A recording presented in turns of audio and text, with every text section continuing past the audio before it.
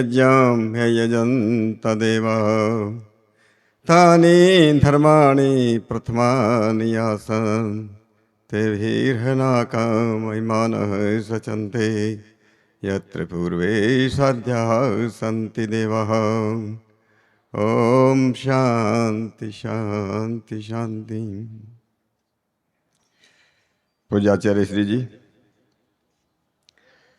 आज के कार्यक्रम के अध्यक्ष आदरणीय भूप सिंह जी,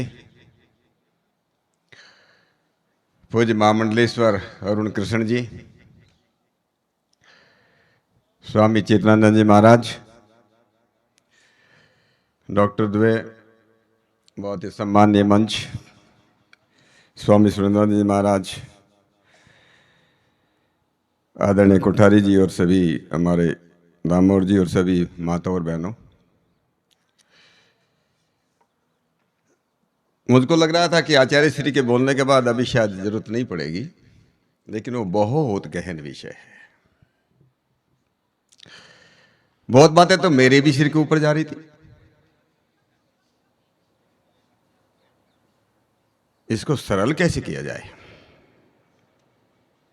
ये एक चुनौती है। और मैं वही सोच करके आपके सामने खड़ा हूं। बात गोपत ब्राह्मण की हुई, बात जो है ओम की हुई। हमारे जितने वेद शास्त्र है सब ओम की महिमा गाते हैं। चाहे वेद हो, उपनिषद हो, गीता, सब जगह यही आता है। सर्वे वेदाः यत् पदम आमनन्ति तपांसि सर्वाणि च यद् वदन्ति यदेच्छन्तो ब्रह्मचर्यं चरन्ति तत्ते पदम संग्रहीण प्रब्रवीम्योम इति एतत्। मैं भूल गया, मेरा तो वो लाइव करना था, कोई बात नहीं, बाद में लेंगे।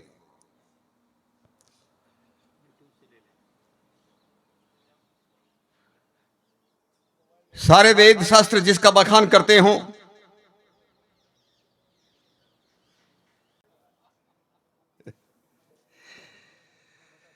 तो मैं कह रहा था कि हमारे वेद शास्त्र सर्वे वेदाः यत् पदम आमनन्ति, जिस पद का गुण गाते हैं, तपांसि सर्वाणि च यद् वदन्ति, जिसके लिए लोग तप करते हैं, यदेच्छन्तो ब्रह्मचर्यं चरन्ति। सवरे को उसमें वो मोक्षराज जी को सुना रहे थे आपको, भारद्वाज जी और इंद्र की कहानी बता रहे थे। वो 200 साल बताया, मैंने 300 साल पढ़ा। बोले देखो 300 वर्ष हो गए महर्षि भारद्वाज को ब्रह्मचर्य पूर्वक, तपस्या पूर्वक जो है वेद पढ़ते हुए। इंद्र भगवान आए, फिर पूछा भारद्वाज 300 वर्ष हो गए, अगर मैं आपको 100 वर्ष और दूं तो क्या करूंगा, क्या करोगे? उन्होंने फिर वही कहा,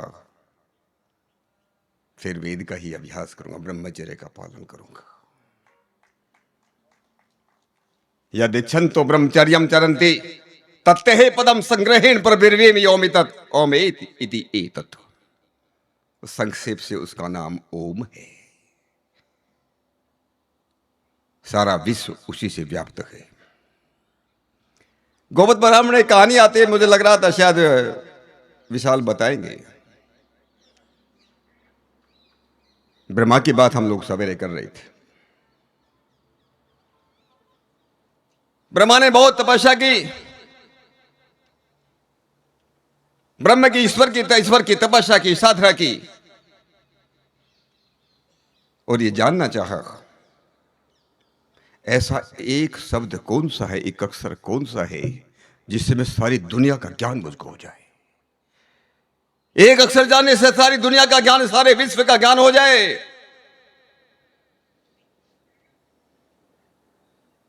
तो कहते हैं ब्रह्मा ने तपस्या की, तब उनको मालूम चला कि ओम है। ओम का जप करो, ओम की सो करो, साधना करो, सारे विश्व का ज्ञान हो सकता है। और इसलिए योग शास्त्र में भी आता है, तत्से वाचिक है प्रणव है। ईश्वर को जानना हो तो ओम का जप करना ही होगा।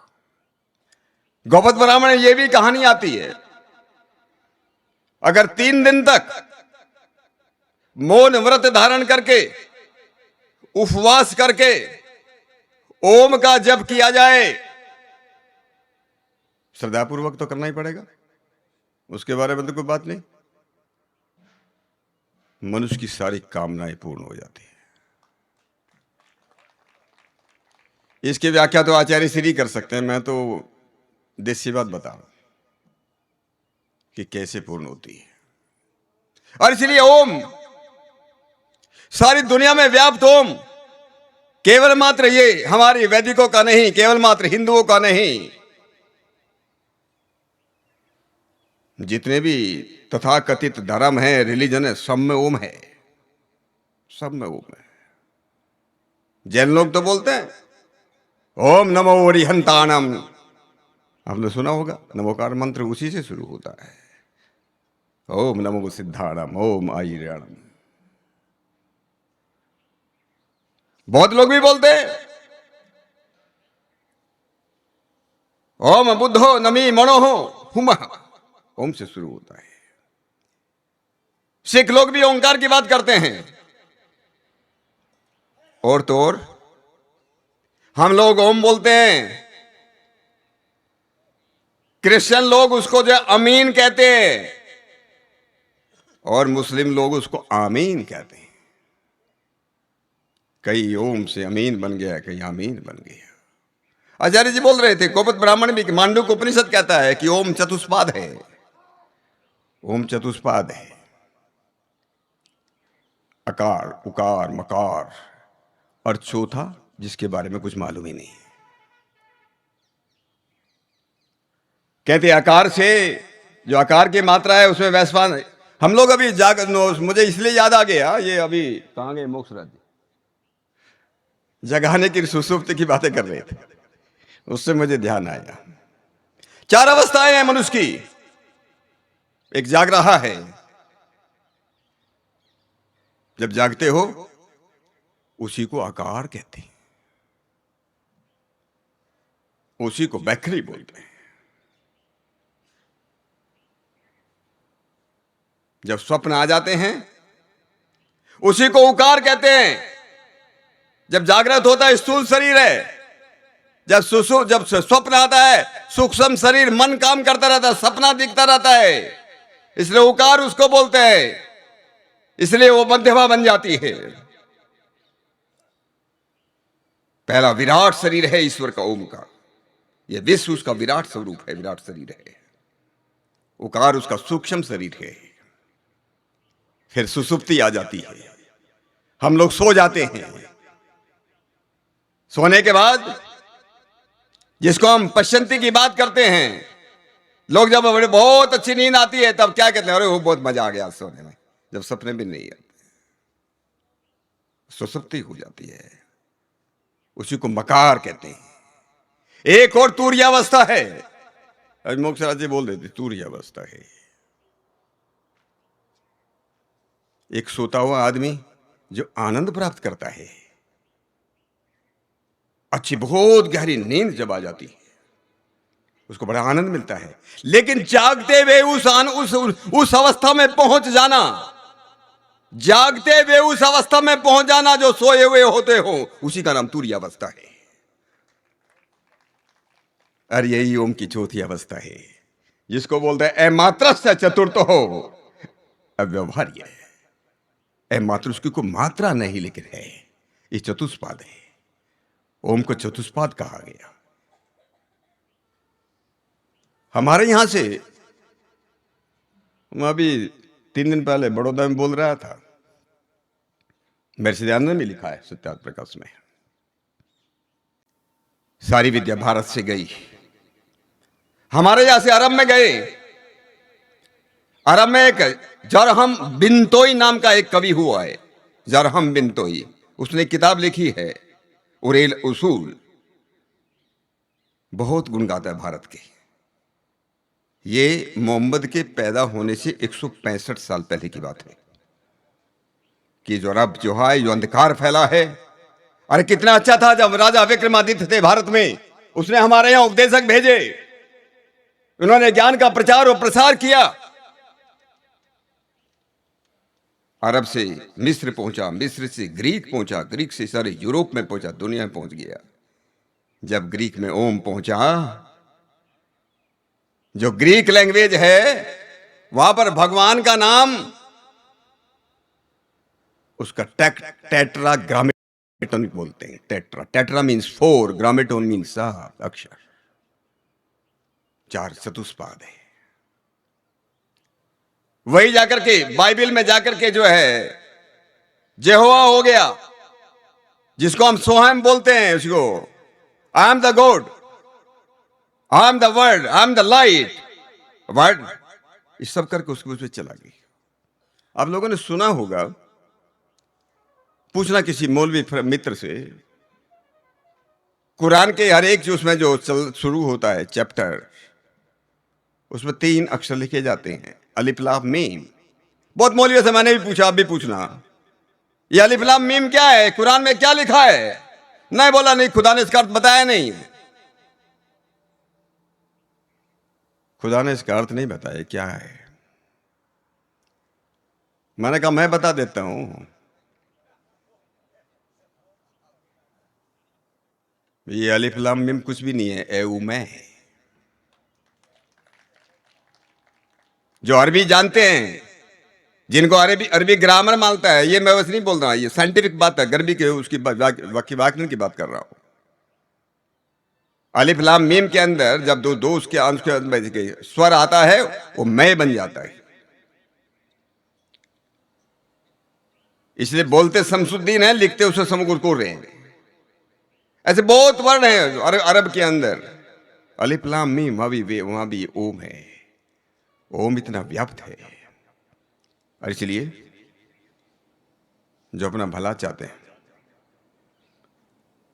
उनको ओम का जप करना ही चाहिए, गायत्री का जप करना ही चाहिए। इससे बड़ी ये किसी आजकल रिलीजन की बात करो, किसी रिलीजन की बात नहीं है। ये मानव मात्र के कल्याण के लिए है। एक एक अक्षर में कितना गहरा रहस्य छिपा हुआ है, केवल ओम के अंदर कितना रहस्य छिपा है। कुछ एक प्रश्न हुआ आज से कई साल पहले, एक भारत सरकार एक अंतर्राष्ट्रीय योग कॉन्फ्रेंस करती है। शुरू की कॉन्फ्रेंस हुई, 2 कॉन्फ्रेंस के अंदर मैं भी एक सेशन का चेयर करने का मुझको भी सौभाग्य मिला। एक सेशन के अंदर बोलने वाले जो साधु लोग थे, ज्यादातर हमारे संत लोग थे। मेरा सेशन खत्म हो गया, मैं तो बैठा था, श्रोताओं में बैठा था। 4-5 हमारे वक्ता सारे के सारे ओम के ऊपर भाषण दे रहे थे। एक शायद ब्राजील का आदमी था, वो खड़ा हो गया,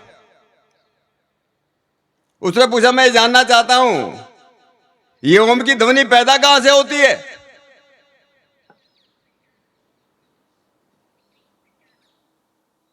आज आचार्य जी बोल रहे थे ना, सारा का सारा ब्रह्मांड उसी से बना ना, उसी से शुरू हुआ, ओम से। शायद पिछली बार मैंने कहा था, ये अमेरिका की बर्कले यूनिवर्सिटी ने 1908 और 1999 के अंदर गुब्बारे जब छोड़े, वो आचार्य जी ने भी अपनी एक पुस्तक में जिक्र किया उसको, CMB जिसको बोलते हैं, cosmic microwave background. Cosmic microwave background जो साइंस के लोग हैं उनको मालूम होगा। ये पता नहीं लगाने के लिए जब ब्रह्मांड बना उस समय आवाज क्या थी। लोग तो कहते हैं कि नासा ने पकड़ा, बर्कले के जो गुब्बारे छोड़े गए, एक का नाम मैक्जिमा था, एक का नाम बुमेरांग था, ऐसे गुब्बारे के नाम दिए गए। और ये पता करने की कोशिश की कि जब ब्रह्मांड बना तो आवाज क्या थी, इस ब्रह्मांड की आवाज क्या थी। उन्होंने ओम नाम तो नहीं दिया, अगर आप उसको सुनेंगे मेरे पास है वो आवाज ओरिजिनल, वो आवाज और किसी की नहीं, केवल ओम की ही आवाज है। नाम नहीं दिया, नाम नहीं दिया, ओम की ही आवाज है। ये सवाल जब कॉन्फ्रेंस के अंदर आया कि ओम की ध्वनि पैदा कैसे हुई, जितने ओम पर भाषण दे रहे थे कोई जवाब ही नहीं दे पाया, सब चुप एकदम। को आचार्य जैसे व्यक्ति थे ही नहीं। मैंने नीचे से हाथ खड़ा किया, मैं इसका जवाब देना चाहता हूं।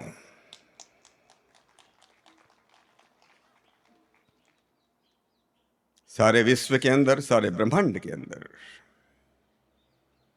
साइंस में आप लोग पढ़ते कॉस्मिक रेज, कॉस्मिक किरणें। मैं अभी इसी जून के महीने में, इसी साल, मुझे सिंगापुर में जाने का मौका मिला।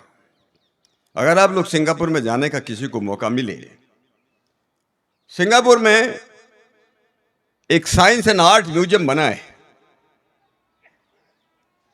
बहुत सुंदर, अद्भुत। मैं तो पहली बार इस प्रकार का देखा। म्यूजियम कहो या उसको क्या उसको बोलेंगे। जैसे आज मैं सवेरे बात कर रहा था कि महाभारत के जमाने में और दुर्योधन को लगा जहां पानी नहीं है वहां पानी दिखाई दिया, जहां जमीन नहीं वहां पानी दिखाई दिया। तो मुझे सिंगापुर में ऐसा ही साइंस करके रखा है उन्होंने। ऐसा लगता है आप उसमें दे रहे, लेकिन पानी है आपके पैरों में, पानी बह रहा है, घूम रहा है, पानी के झरने बह रहे हैं, लेकिन पानी नहीं है। मैंने पहली बार देखा इस तरह का। उसके बाद मैंने एक और देखा, वहां पर एक चित्र बनाया गया। उस चित्र के अंदर कि आदमी के ऊपर, इस धरती के ऊपर, इस ब्रह्मांड के अंदर, विश्व के अंदर कितनी किरणें पड़ रही हैं। किरणें इतनी जबरदस्त, इतनी कितनी किरणें कि किरणें ही किरणें अब दिखाई नहीं देती, आंखों से दिखाई नहीं देती है, आंखों से दिखाई नहीं देती, कानों से सुनाई नहीं देती। इतनी जबरदस्त जो है वो किरणें हैं। मैंने कहा आप लोगों ने सुना होगा, घर के अंदर भी जो कुछ डालते हैं ना, कुछ तार डाल देते हैं, हवा लगती है तो बजने लगते हैं। एक तारे में जो करते हैं या वीणा में जो हाथ लगाते हैं तो वीणा आवाज देने लगती है। ये किरणें जब आपस में झंकृत होती है, इनसे जो आवाज निकलती है उस आवाज का नाम ही ओम है। सारे ब्रह्मांड के अंदर ओम व्याप्त है, उसी की ध्वनि है। इसलिए इस ध्वनि को जिसने सुना, सब सुन नहीं सकते, कान से आवाज नहीं आती, इसको तो अंदर से सुनना पड़ता है। बाहर की आंखें बंद करके, अंदर की आंखें बंद करके, अंदर की आंखों से देख सुनना पड़ता है। लेकिन ये कितना कठिन है। मैं अभी कुछ दिन पहले मैं गंगोत्री गया। उत्तरकाशी से आगे एक बहुत बड़े विद्वान रहते हैं, आचार्य याज्ञवल्क्य जी, बहुत बड़े योगी हैं। मेरी बहुत इच्छा थी उनके दर्शन करने की। सब लोगों से मिलते भी नहीं है, एकदम अंदर की बात जानते हैं। बहुत लोग मिलते हैं, को मिलना चाहते, मिलते भी नहीं है, मना कर देते, दूर के दूर, मेरा समय नहीं है। मेरा 90 साल से ज्यादा की उम्र है उनकी, कुछ 100 साल बोलता है। क्या मेरा सौभाग्य था, मैं और मेरी पत्नी दोनों गए, हम लोगों से काफी लंबी बातें की। जो मैं प्रश्न लेकर के गया था वही प्रश्नों से बात शुरू की, वही प्रश्न शुरू कर दिए। मैंने एक प्रश्न शुरू उनसे पूछा। मैंने कहा महाराज जी ये बताइए, हम आंखों को तो जब चाहे बंद कर सकते हैं पर कान नहीं बंद कर सकते।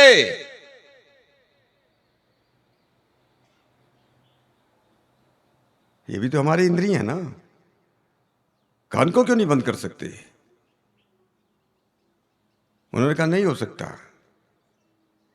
उन्होंने फिर क्या, मैं बात लंबी चौड़ी नहीं करता हूं, उन्होंने कहा आज के लिए बहुत तपस्या करना पड़ता है, धीरे धीरे उसमें आगे बढ़ना पड़ता है।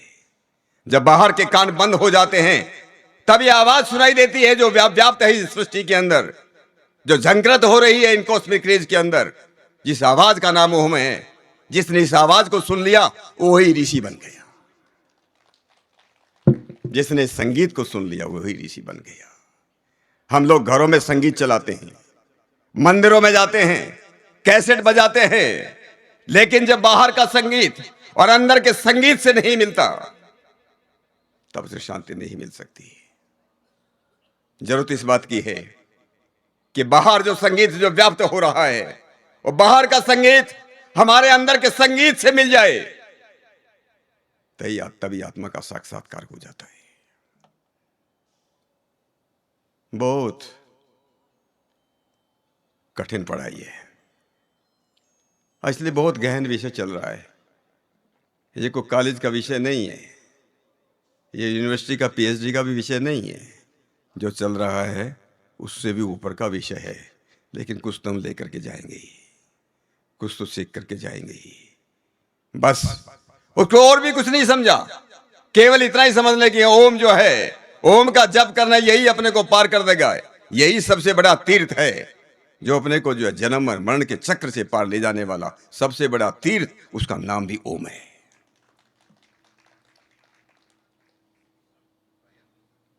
समय हो गया, मुख्य राज ने बोला 6 बजे खत्म करना, अध्यक्ष जी को भी बोलना है। आप सभी को नमस्ते करता हुआ अपनी बात को विराम देता हूं। धन्यवाद।